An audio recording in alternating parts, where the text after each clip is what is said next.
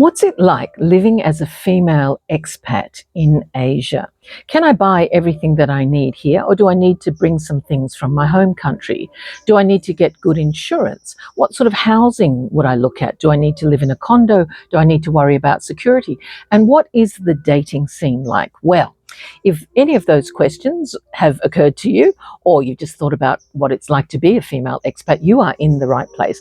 My name is Wendy, and for the last, more than 3 decades, in fact, I've lived in 5 different countries and worked in 5 different countries in Asia, and I still live in Asia. I now live in Thailand. I've been here for more than 10 years.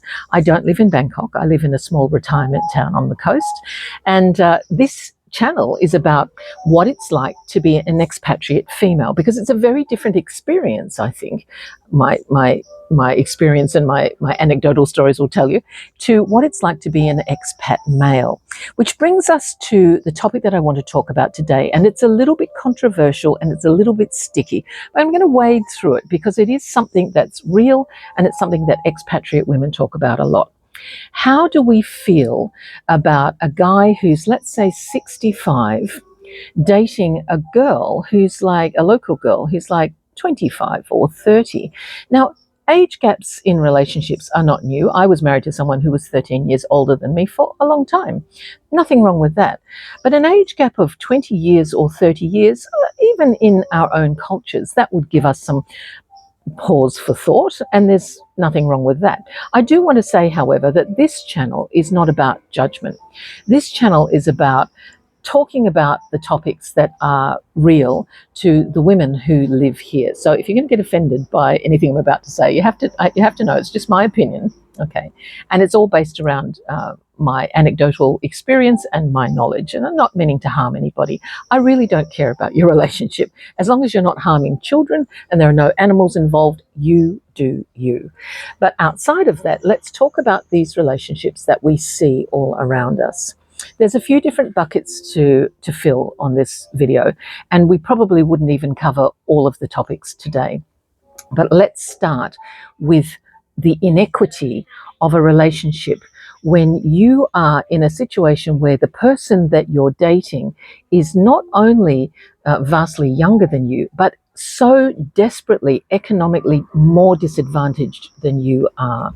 And this raises what I think is a reality that is not often talked about, particularly in Southeast Asia.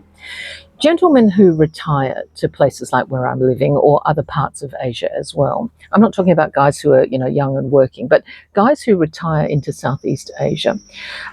They often find that, they've got a decent enough pension, or they've put some money away. In their home country, they would be described as, middle class. But in Southeast Asia, in particularly places like the Philippines or Vietnam or Thailand, those guys have more economic clout. That's just a reality, right? So they wouldn't be rich by our consideration, but to local people, and particularly to young girls who might be from, a small country town, they seem pretty rich.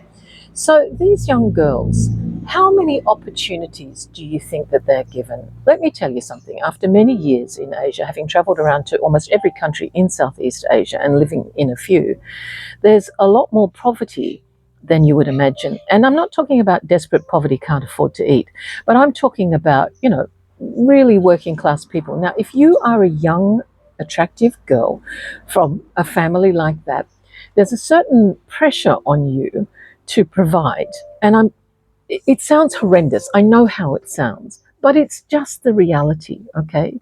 If you're from a small country town in a Southeast Asian country that is economically disadvantaged, a developing country, let's say, if that young girl is 18 years old, hopefully 18 years old, and she doesn't have a whole lot of skills, but she knows how to pull a beer, then she's going to be sent to a bigger hub, a bigger city, Chiang Mai or Hanoi, and she's going to be asked to, work and send money home. Okay, maybe she's had a child when she's young as well. Maybe she's also raising a family of her own. And that girl, that pressure is real. All right. It's not just about her. It's about her family or her child. It's about a sick grandmother somewhere. In walks our friend who's on his busman's pension. He's got some money to flash around. She gives him a bit of a wink and a nod. Maybe they play pool or whatever, whatever, whatever. Maybe there's a bar fee, something like that. And he thinks he's found the love of his life. He hasn't, of course. He's found the lust of his that moment. But she thinks, well, here's the guy, here's the opportunity I've been looking for. But here's the fact. If your entire relationship is built around 4 questions, which are, what would you like for dinner? Do you eat spicy food? Can we go shopping? And should we have sex now? The relationship is probably not going to be built to last. Would we describe that as transactional? Sure. But transactional relationships are not new. Henry VIII married all of the women that he married. He married them to have a son, and they married him because he was the king. So transactional relationships are not inherent only to Southeast Asia, and they're not new. Again, no judgment. Where it all sort of falls apart is that when you realize that the lust of your moment really has, you can't talk to her about anything. You want to show her things you like. She's nice. She's a good person. And her family are really nice too. But once you've sort of gotten past that part, maybe she falls out of love with you, or she runs off with your best mate. And then, because he's got a little bit more money and he's probably not as decrepit as you are. And then you're heartbroken. You're heartbroken. And you go to the expat woman, you say, I just don't know what happened. How could this have happened to me? I thought she loved me. Yeah, she loved you for your wit and charming jokes. No, she's there for a reason. Now, I can be proven wrong 100 times by relationships like that have lasted for 20 years. And there are good relationships, lots of good multicultural relationships. A lot of my dear friends are in multicultural relationships. I love them. But this is not what I'm talking about. I'm talking about when you delude yourself into the idea that even though you can't really speak to each other, and even though there are culturally so many differences involved, that she's with you because she is in love with your war stories. I don't know. I don't know what you think. And you mustn't get hurt by that, okay? It's okay. But please don't be in that place where we have to say, denial is not just a river in Egypt, all that hideous stuff. So that's something that you need to think about. And do expatriate women kind of roll their eyes a bit? Yes, they do, because we can see it coming a mile off. It's not new also around here. There should be a sign up at all of these airports that say, listen, she does love you, but not for a long time. Okay, that's just the truth. Where I have an issue, and this is the second thing that I want to talk about just for today, is I don't care who you're shagging. And you know what? If you shag her and it's fantastic sex and you're hanging off the chandelier and you can take the, the Viagra, it's cheap here, and you can hang off the chandeliers or at least get it up for, 20 minutes. Fantastic. Again, good for you. No judgment. Can we please stop producing babies after the age of 65? I tend to think, and this is me being judgy, I'm just going to be honest, I tend to think that there should be some kind of requirement, a medical requirement for men over a certain age who are kind of not young and fit and healthy 65-year-olds, but a little bit, on the turn kind of 65-year-olds who find this beautiful girl.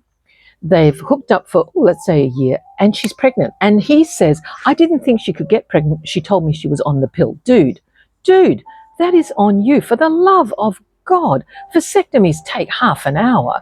If you don't want to be a dad at 75, stop making the girls pregnant. It happens 2 ways, okay? She has ovaries. You've got the batter.